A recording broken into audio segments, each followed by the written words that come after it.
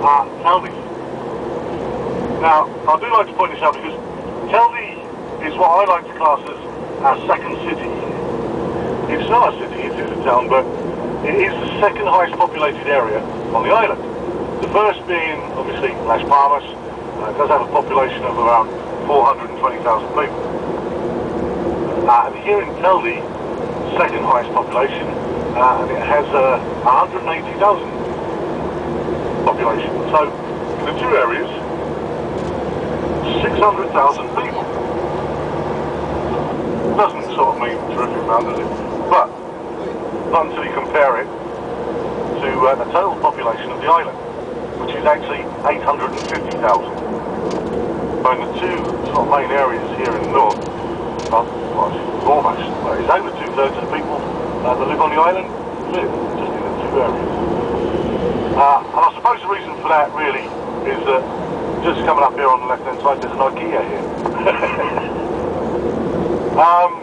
Just like in Britain, it works exactly the same there as it does in Britain. So, you know, it's IKEA furniture, isn't it? Although that's to be said, I've never had a problem with IKEA furniture, but I know a lot of people have. And the IKEA here actually is more like a family day out than anything else, strangely enough. Now that might sound daft, but I needed to get some bits and pieces, and I was actually told that probably the best place would actually be IKEA. Okay, and sure enough, I mean I did get them. But I came up on a Saturday, and there was that many people in there, you could barely move.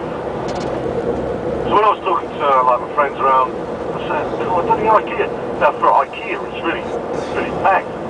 And they said, no, it's always like that on every Saturday. So I investigated it. It's like a family day out, literally. You get out there and you'll find there'll be a whole family in there, and they go through, they check out like all the furniture, the bathrooms, the kitchens, the bedrooms, the lounges, everything, check it all out. Don't actually buy anything, but they check it all out. End up in the restaurant down the bottom, they have lunch, and then they all go home. It's an outing, it's a day out. It seems really strange to me, but I've watched them on 3 or 4 occasions now.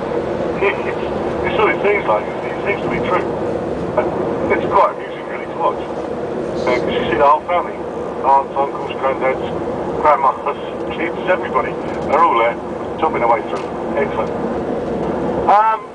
Changing the subject, Las Palmas Airport. As you probably noticed, it's nowhere near Las Palmas. It's about 25 kilometres away.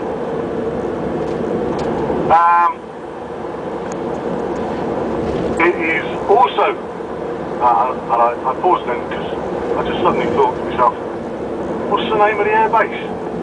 The military air base, the Gondor military air base. The name just went out of my head for a minute. Is also here as well. So you have the Civil Aviation Airport and also the military airport here as well. Now there may have been some military aircraft on the runways when you come in. They're not always up, but sometimes they are.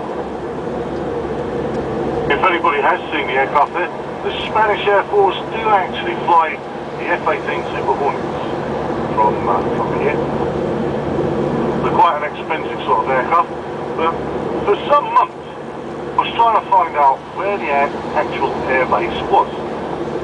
All you ever see is what, well, quite simply, they look like concrete hangars, and you'll see those shortly on the left-hand side, far side of the runways here at Las Palmas. If you counted up the amount of planes that they have, the hangars that are there, you'll find something that doesn't actually sort of work out. They have 26 aircraft here, and there's 11 hangars. So it doesn't actually sort of work out. So I have to go and investigate. I don't go and have a look to find out what was what. And it turns out that the airbase is actually underground. Like an aircraft carrier. Those, what appear to be concrete hangars over on the left-hand side, are actually lifts. Aircraft put in those at night when they finished using them, or whatever they've been doing during the day. They've taken underground where the maintenance is carried out, and then they're brought up the following morning, the ones that are being used. So, like a big aircraft carrier, everything's stored underneath and brought up to the runways first thing in the morning. Careful, that was clever there, because you're not doubling up on airspace. Runways, are you? You don't need to have any more runways. You just have the one runway for both lots, commercial and military. Military base underneath, you don't need to take up space for that. So, I think it's an excellent idea. I think more air bases or military bases should be underground.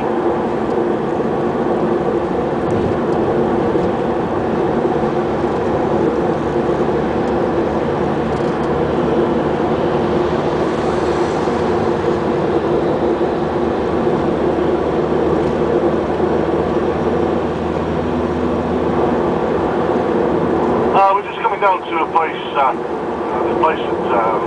is quite an industrial type area. The little town is called Cruz de Abanaga, which is all part of Gran Canaria. But it's an area that's literally chock full of industry. When I say industry, I just mean all types of industry. I mean, you can get like aluminium glazed windows, right away through to like buying a car, really. That's it. Everything is there. No matter what you want manufactured, a boat, car built, a new metal workbench, anything you can think of. In Cruz de Abanaga, there's the industry there. It's amazing. Which is quite good, I suppose. You've got one big industrialised type of area, which you can go to and get more or less anything and everything that you want. It's a bit like that growing field. Running across Gran Canaria, there is actually 9 microclimates, which does kind of enable the island to grow more or less everything, more or less, from coffee beans, literally coffee beans, right away through to tobacco. They grow their own coffee beans and they grow their own tobacco. Mind you, to be honest, the smokers amongst us, you'd probably choke an awful lot of cigarettes. They do make, they call tobacco that they grow here black tobacco. It really takes the back of your throat out. It really is strong. But you will hear a lot of people saying this, that they can grow everything. Not exactly. You can't grow pineapples here, not unless you grow them in an artificial environment. Because you do have to have a tropical climate for pineapples. And here in Gran Canaria, it is still subtropical. So you can't actually grow pineapples here the way everything else is grown. And of course you can't grow Brussels sprouts here either. My favourite vegetable of all time, mate. To use. But you can't grow Brussels sprouts. You really can't. Because to grow Brussels sprouts, you do actually need a frost. And there's no frost here in Gran Canaria. We don't get a frost at all. But there's 2 things I know that can't actually be grown here. But more or less, everything else can be. Leaf lights.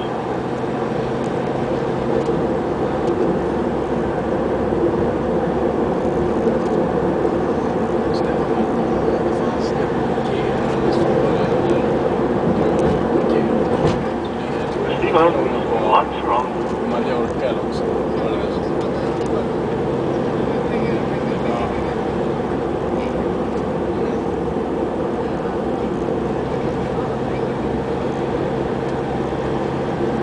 And there we are. Everything can be grown here, and everything can be definitely made here, that's for sure.